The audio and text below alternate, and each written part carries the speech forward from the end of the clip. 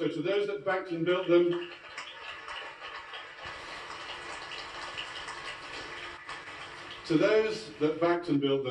we are deeply in your debt. Now, ladies and gentlemen, the winner of the Riba Stirling Prize for Architecture 2018 is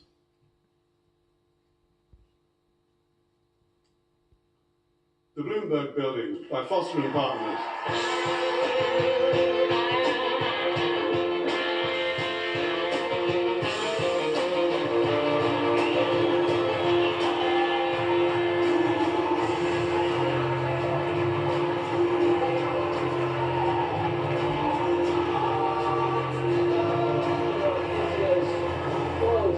Architects Stirling Prize is Foster & Partners for the Bloomberg Building, described as a mixture of an office building and the Palace of Versailles. £1.3 billion was spent on it. The chief architect, Michael Jones, will be heading to the stage. He has worked for many, many years on this, a huge operation. When we think about all of the various different things, they designed their own special floorboards, magnetic, that muffle the sound of footsteps. You enter through a vortex in order to create a sense of awe. It's almost like entering a James Bond lair.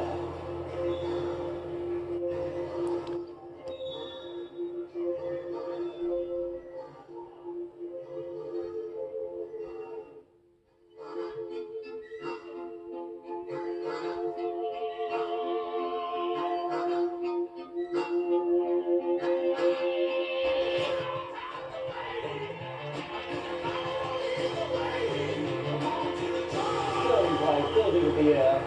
On the right there, Michael Jones of Foster & Partners.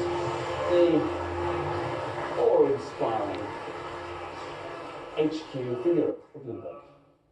Thank you, everybody. It's such an honour to be the recipient of this, and I think, as has already been said, the shortlist was an incredibly diverse and varied group of buildings, and so in some way, when we were talking about them collectively at the various public lectures, there was a conversation about how on earth will anyone choose between them, and I think that's true. So in one way, we're all winners tonight, and I think everybody's produced exceptional buildings on the shortlist, and we're just very, very grateful to be the lucky winner. Of course, I'm only standing here for a whole enormous group of people who are the people behind the project. It takes a huge, huge effort to produce a building like Bloomberg, and so I would just like to say a personal thank you to everybody, and not least of which to Mike Bloomberg and Norman Foster, who clearly led the team and were inspirational in the way in which they pushed us to innovate and pioneer a whole new way of thinking for the workplace in Bloomberg. So on behalf of a huge body of people and our very, very distinguished client, without which we wouldn't have been able to produce the building that we have, thank you very much, and it's an honour and a privilege to receive this award on behalf of them all. Thank you.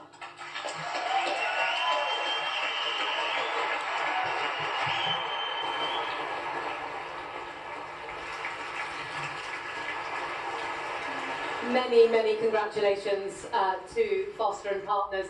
You can't leave the stage yet, but I'm going to speak first to Ben and to Alex. So we saw the films. Each of these buildings utterly beautiful and divine in their own way. So there it is, the winner of this year's Royal Institute of British Architects Stirling Prize Building of the Year is the Bloomberg Building.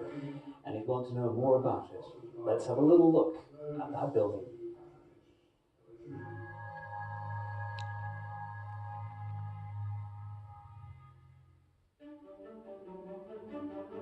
Bloomberg is a global financial information company.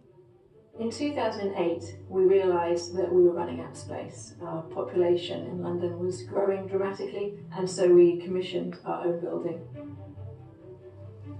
The building's thought to be the largest stone project in the City of London since St Paul's Cathedral.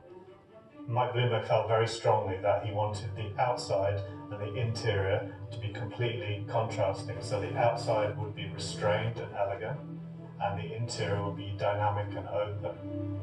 Unlike most offices, instead of a big central core with all of the elevators and staircases, we pushed the cores to the outside and actually made the people the core of the building. So when you first come to our building, you'll come to our discreet entrance, through which you'll flow into the vortex. You'll take a glass lift up to the 6th floor, and you'll come out in the pantry, which is the heart of all of our Bloomberg buildings, and particularly here where you get a stunning view of St Paul's. And then they can flow through the building on this triple helix bronze clam ramp, which is an absolute architectural masterpiece.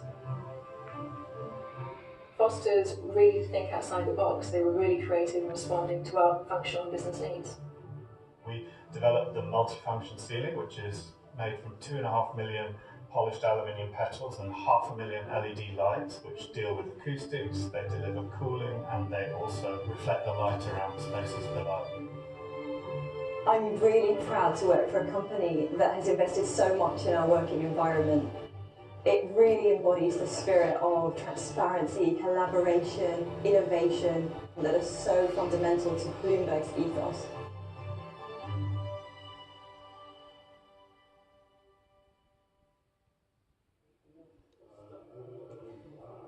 So there it is, the winner of the Royal Institute of British Architects Stirling Prize, the Bloomberg Building. Daisy, when the announcement was made, there was a genuine look of surprise on your face there. Yeah. You've judged enough architectural prizes in the past and thought, no, they can't go for this one, and they have. Yeah. I'm interested, and obviously I've been sitting here, I'm interested in the two of these reasons, and I think I do understand them. I mean, if one puts aside one's personal taste, for me it is quite a big, funky building, and one of the few occasions I've heard myself say less is more. You know, it does actually operate on two really important levels for architecture. One, you know, as a building in the city, it's made a commitment to be a solid structure that's there for a long time. It looks as though it'll be a good ruin in centuries to come. It provides space for the public. There's lots of space for the public around there. It's a good neighbour, isn't it? There could have been much more.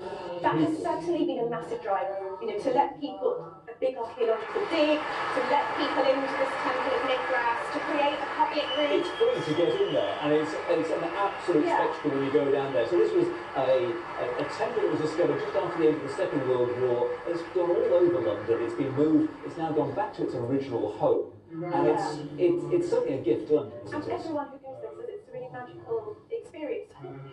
The architecture is doing the right things in terms of a philanthropic, you know, not closing itself off to the city. And I guess, yes, at that technological level, at the energy saving level, it is a set of experiments and investigations. I believe that's what people say. As I say, this is my personal taste, but I just... You like the more homespun stories feel, something like that. I like buildings that feel magical, but I just think there's something about this feeling of a lot of the proportions of that building and all the different materials, all the things it does. For me personally, didn't quite come together. Now I need to beckon someone over here because I think we are being joined now by the winner. I see there's a microphone on.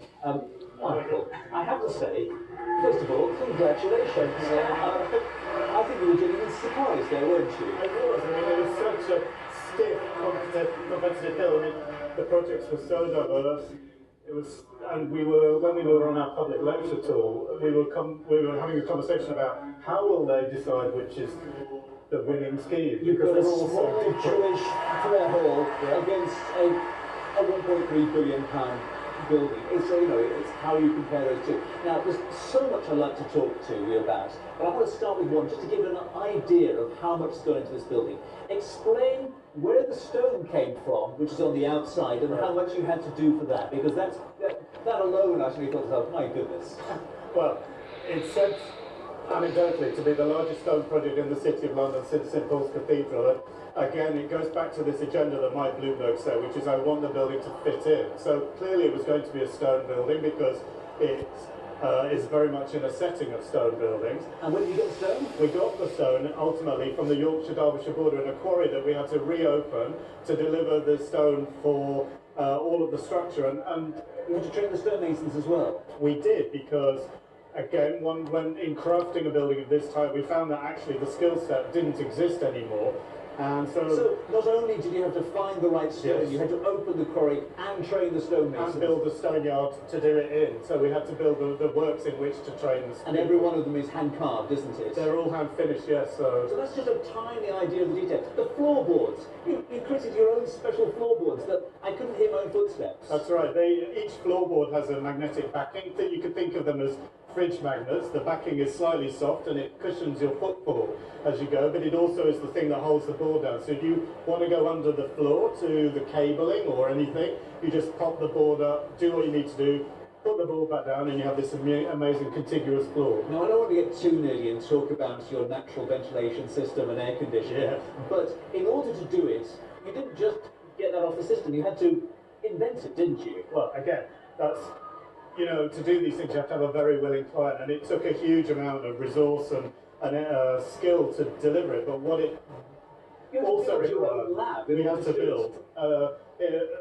The laboratory to test it did not exist, so Bloomberg very willingly said, fine, then we'll create the space you need in order to prove out the concept of delivering a naturally ventilated floor plate of about 800 to 900 people. So huge floor plates with air moving across, tested in a laboratory. Is there anything he said no to? Oh, of course, yes. There are limits, Michael, he used to say, there are limits. So sometimes, yes. But he did say on the other hand, never don't show me something because it's not been done before, or, you know, always show me what it is, but there are limits, and we did have a budget, and the two things had to come together. A massive budget, but anyway, congratulations. Thank you very much indeed. The winner of this year's Royal Institute of British Architects Stirling Prize. And the thing about it is, a £1.3 billion building, described as a mix of an office and a palace of Versailles, it has an awful lot in common with the other buildings. For instance, it wanted to be a good neighbour, to fit in, just like Chadwick Hall. And it also wanted to look good, but also be functional, to encourage people to move around, to make life better for the people there, and also to sound better, to feel better. All of these are the extraordinary things and the extraordinary level of work that goes into architecture in Britain. A celebration tonight, not just of the Bloomberg building, but of the incredible successes of British architecture. So that is it from us here live at the Royal Institute of British Architects Stirling Prize here at the Roundhouse. Thank you. I hope you've enjoyed it.